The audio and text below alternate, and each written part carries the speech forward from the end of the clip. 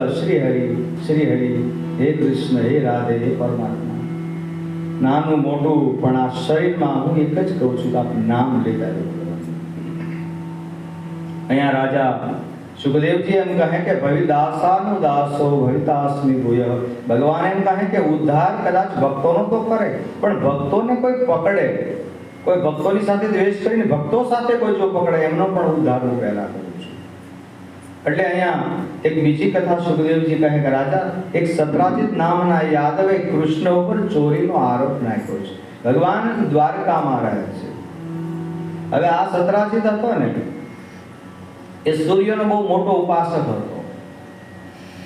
અને જે સૂર્યના ઉપાસક હોય એના ઘરમાં ક્યારેય દરિદ્રતા ના હોય.